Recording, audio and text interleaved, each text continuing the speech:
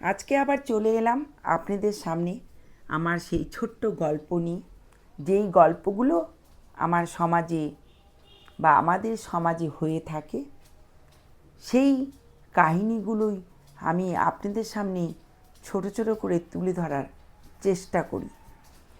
আজকে বলবো এক মায়ের সন্তানের কাহিনী। একটা মায়ের বা একটা মেয়ের, একটা স্ত্রীর আপন সবথেকে কে জানেন? তার সন্তান। কারণ এই সন্তানটিকে এই পেটের মধ্যে ৯ মাস ৯ দিন গর্ভে রাখেন ওই মা। কত কষ্ট করেন যখন গর্ভে সন্তান আসে, সন্তান ধারণ করেন মারা।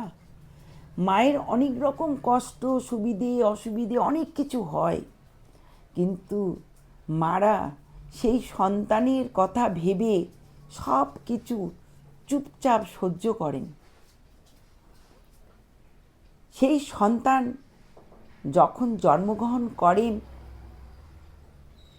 মা বুকের স্তন খাইয়ে ছোট থেকে আস্তে আস্তে আস্তে আস্তে বড় করেন।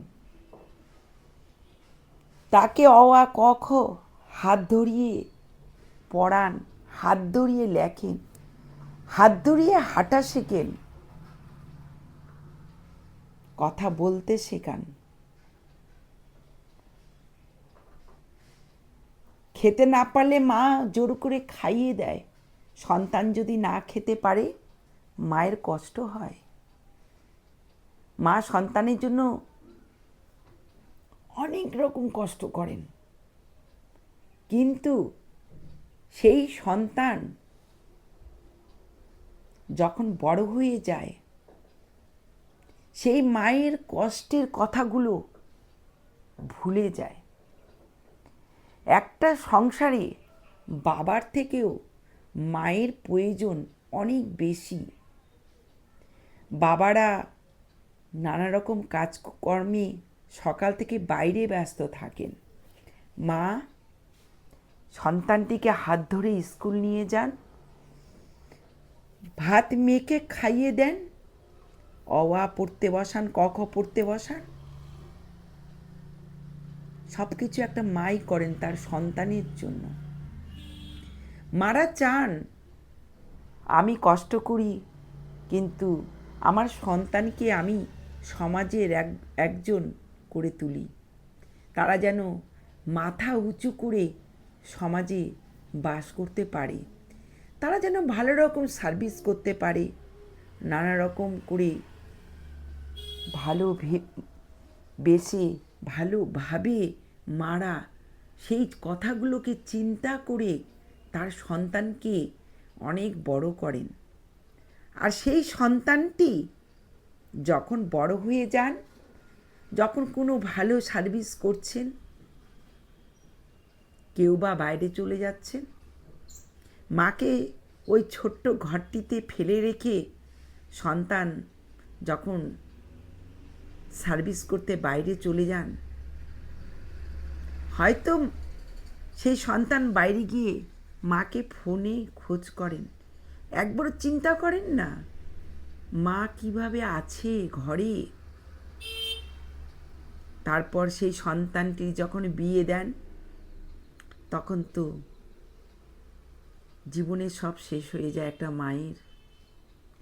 আজকাল প্রতি ঘরে ঘরে সোশ্যাল মিডিয়াতে, সমাজে মায়ের এরকম কাহিনী অনেক শুনবেন, দেখবেন।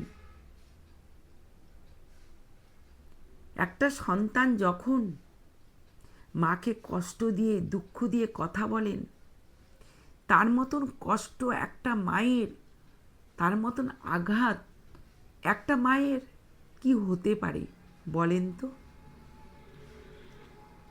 সন্তান ভাবে না মাকে কি বলে ফেলছি, কি কথা বলছি, কিন্তু সেই সন্তানটির যদি কোনো অসুখ বিসুখ কষ্ট হয়, প্রথমে কিন্তু মারই এখানে লাগবে। কিন্তু সন্তান সেটা একবারও বোঝে না। কোনো কোনো মায়ের হয়তো যদি কিছু টাকা পয়সা থাকে, সন্তান তার জন্য একটা টাকা সেই মায়ের জন্য খরচ করতে চান না। একটা সন্তানের যদি মায়ের সম্পত্তির উপর অধিকার থাকে, যখন সন্তান কিছু বাড়ি ঘর সম্পত্তি করেন, তখন কিন্তু মায়ের অধিকার থাকে না। এ কিরূপ সমাজ! সন্তানের যদি মায়ের উপর সম্পত্তির অধিকার থাকে, তবে মায়ের কেন ছেলের সম্পত্তির উপর অধিকার থাকে না? একটা ছেলে যখন উপযুক্ত হয়, পুরোটাই সেই ছোটোবেলা লালন পালন করা সেই দুঃখে, সেই গর্ভে রেখে মা যে মানুষ করেন, সেটা একেবারেই ভুলে যান। সেরকমই একটা কাহিনী আমি আপনাদের বলছি। এক মা তার সন্তানকে অনেক কষ্টে বড় করেন। সন্তান যখন বড় হয়ে যান, একটা ভালো উপযুক্ত পর্যায়ে যান, তখন তাদের টাইম থাকে না বাবা মাকে দেখার, খোঁজ করার। তখন মাকে তার নিজের ঘর থেকে দূরে রাখেন এবং একটা সিলভারের থালায় কিছু ভাত, একটা তরকারি দিয়ে মার সামনে পাঠিয়ে দেন। সেই সন্তানের যখন সন্তান হয়, সেই সন্তান যখন দেখে বাবা তার মাকে দূরে এক কুঁড়ে ঘরে রেখে দিয়েছে, আশ্রমে রেখে দিয়েছে, রাস্তায় ফেলে রেখেছে, তখন সেই সন্তানটি ছোট্ট তার বাবাকে বলে, বাবা ওই সিলভারের থালাটি তুমি যত্ন করে রেখো, তুমি তোমার মাকে ওই সিলভারের থালায় এক কুঁড়ে ঘরে খেতে দিচ্ছ, আমিও তো বড় হব বাবা, সেদিন আমি ওই থালায় তোমাকে আর মাকে ওই কুঁড়ে ঘরে ভাত দেব। ছেলের কথা শুনে